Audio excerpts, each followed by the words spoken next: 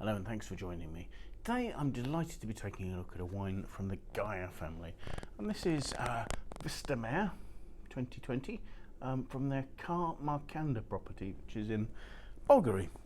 So I believe quite close to the Ornellaia estate, so really sort of iconic location for the production of international varieties within Italy.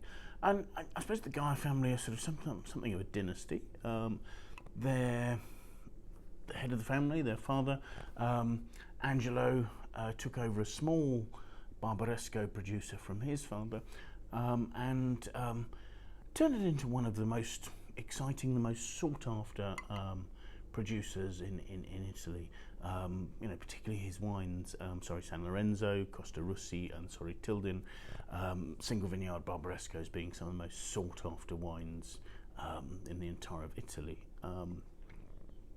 So it was in 1996 that Angelo came to Bulgari and bought this 100-odd hectare property, which he named Car Marcanda, and evidently that means the house of, if you put it nicely, negotiation, but I think haggling is probably a better translation, because evidently he had to visit 17 times before they completed the transaction and the property was bought. It then took him a further 6 years to get the winery completed on the location, but the winery was absolutely sort of purpose-built, state-of-the-art to his specifications. So a fantastic winemaking facility. Today the wineries are run by his daughters, Gaja, her sister Rosanna, and their brother Giovanni. Although I believe Angelo is still involved in the business. This particular wine is really quite an interesting blend. It's called Vistamare, meaning sea view. Although I think actually that's referencing more the idea that there's some sort of saline quality to the wine, because actually the vineyards are about 6 miles inland, so I'm not sure there is actually a sea view.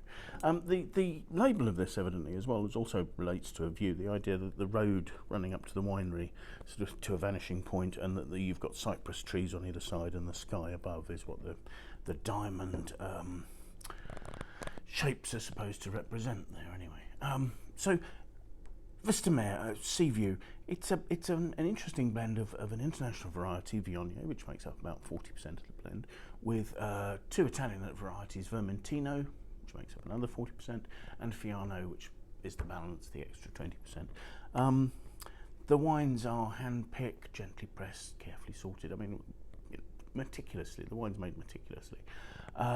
Fermentation takes place predominantly in stainless steel tanks, but with some of the wine in oak barrels as well. Probably older barrels. I don't think there's a lot of influence of new oak in this.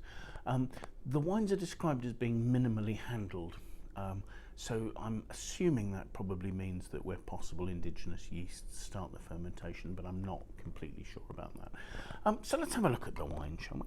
First thing to say, it's a lovely depth of colour. I mean, this is a medium yellow with a greenish hint, but there's great intensity there. So let's have a look at the aromas, shall we? The aromas, again, lovely intensity, lovely depth and assurance to the aromas there. And there's a combination of a number of things. You've got a sort of a rich, peachy, fairly ripe aroma that you would expect from something like Viognier.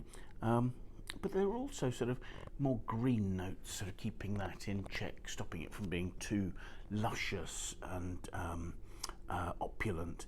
And then over the top of that, and I think that for me that confirms there probably is some indigenous fermentation going on there. There's a minerally note, a slight sort of gunflint struck match sort of note that would suggest there is some sort of fermentation aromas allowed to retain in there. So let's have a taste and see what we make of that.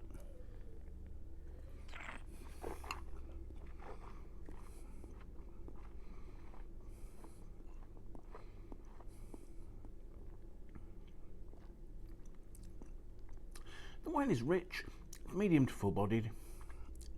There's not a huge oak element to it, although there is a little bit. There are slight saline notes, so hence perhaps the idea that the sea can be perceived in the glass there. I suppose those are a continuation of those slight fermentation aromas that I'm talking about. But in general, as with the nose, you've got this sort of rich, peachy note, but it's not opulent and overblown.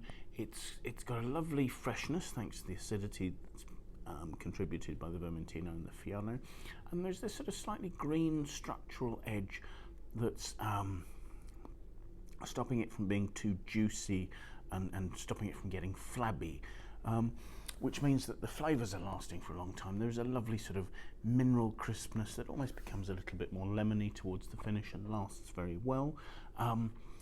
The alcohol gives quite a bit of roundness to the finish. There's probably a little bit of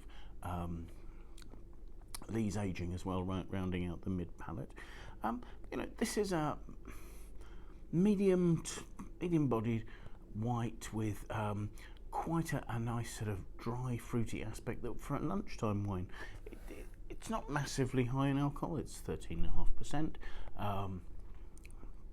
Would accompany a large range of lighter dishes, salads, lighter meats, really nicely.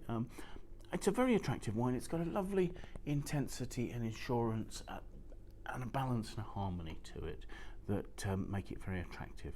I guess it would age for 3 or 4 years quite happily, but at the same time it's very attractive now, so you don't need to keep it, certainly. So yes, so this is Gaja's Vistamare from Bulgari, the 2020 vintage. Thank you very much for watching. If you found it interesting, feel free to like and share, and hopefully we'll see you again. Bye now.